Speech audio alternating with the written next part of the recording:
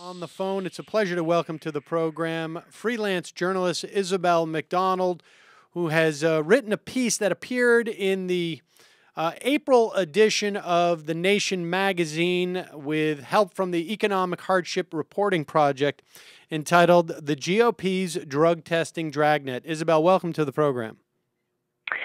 Thanks so much for having me on. Now, I found your piece fascinating because I had never really given much thought to the regime of drug testing that has grown up in this country and from whence it has came. But it really is the classic story of a self-licking ice cream cone of sorts. Give us a sense of the birth of drug testing in this country. Yeah, so it is. I mean, I think the analogy to the self-licking ice cream is great. Really, I think we have legislators first and foremost to blame. But what we've seen is it's a bit like when we talk about the military-industrial complex, referring to the way that through years of inflated spending on war making in America, we have massively profitable corporations that profit from war making that then have a huge impact on lobbying lawmakers to ensure that we keep having ongoing wars.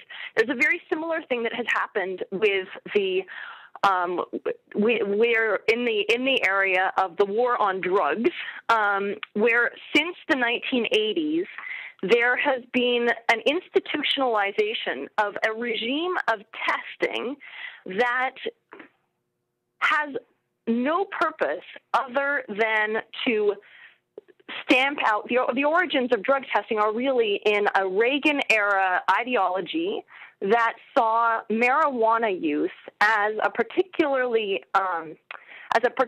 problem in America because under the war on drugs, it was very difficult for the government to crack down on people who were smoking pot in the comfort of their own homes, right? The government can't bust into people's living rooms if somebody is smoking a joint and arrest them.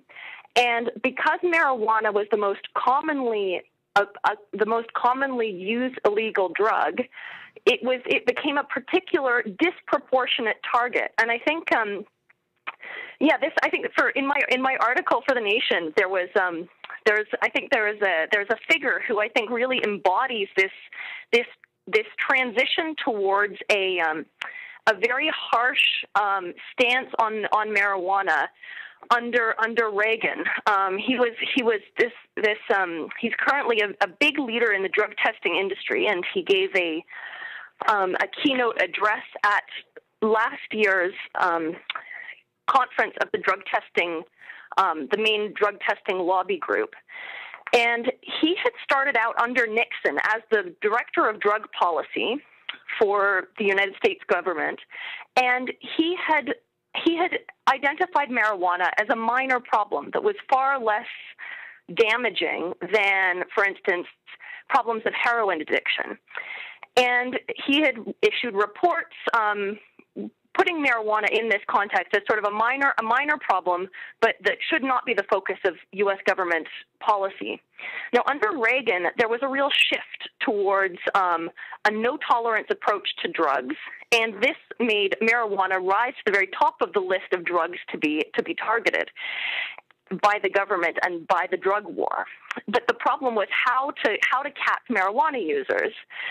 And starting in the late 1980s, the solution that the government came up with, working closely with, in fact, a drug company, which is quite interesting, Hoffman La Roche, which is the manufacturer of several popular sleeping pills, they found a strategy that was based on convincing employers to drug test workers.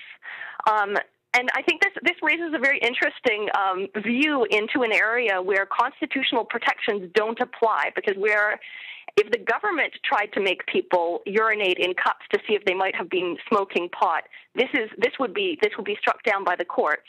There is no protection for workers from violations the Constitution does not protect you from your employer if your employer decides to engage in an unreasonable search. No. And so employers were recruited into a role of drug testing, and a regime of drug testing that primarily would look for signs of past marijuana use.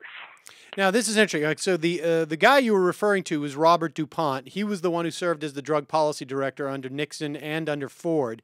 And what's interesting, too, at that time was Nixon's so-called war on drugs was really much more, in terms of expenditures, focused on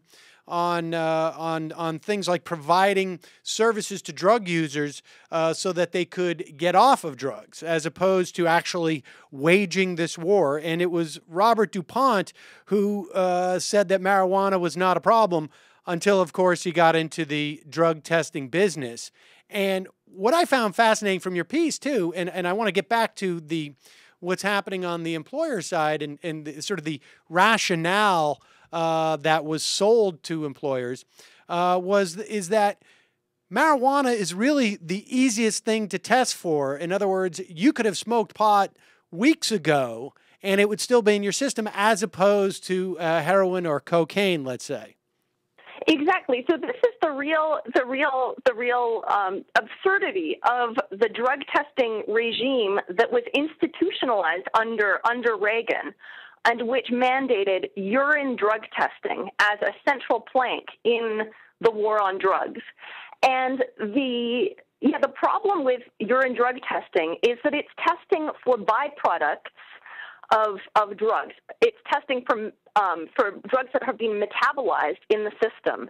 And whereas the body will, when faced with cocaine or heroin or any number of harder drugs, will treat these substances a bit like a poison and try to flush them out immediately, there is a non-psychoactive byproduct of marijuana, carboxy-THC, which can stay. It's been found in the case of somebody who smokes pot regularly. I mean, if you smoke pot every day, it will accumulate in your body, your body is in no rush to get rid of carboxy-THC, which is a pretty inane, harmless byproduct of marijuana. And which actually has nothing to do with whether you were high, and this substance will linger in your system. And when you urinate in a cup, which is the standard procedure for drug testing, there will be no sign if you did heroin a couple of days ago, did cocaine a couple of days ago. A lot of the time, there will be no sign of that, but what there will be is any sign of pot smoke that you've come into contact with within the last short period of time. But it can actually stay in the body for up to 77 days. In the case of somebody who has smoked pot on a daily basis and then has quit, they can have quit, and after 77 days. They would still test positive on a drug test. If somebody has smoked pot at a party on Saturday night, they show up for work on Monday and get drug tested, they quite likely will test positive. So this is a real problem from the standpoint of detecting whether people are under the influence of drugs. And in the context of workplaces, you would think drug testing should be about making sure that people are sober and can perform on the job. However, this is completely wrong. It's because the way that we test is exclusively looking for drugs that remain in the traces of drugs in the system, and it disproportionately nets casual marijuana smokers.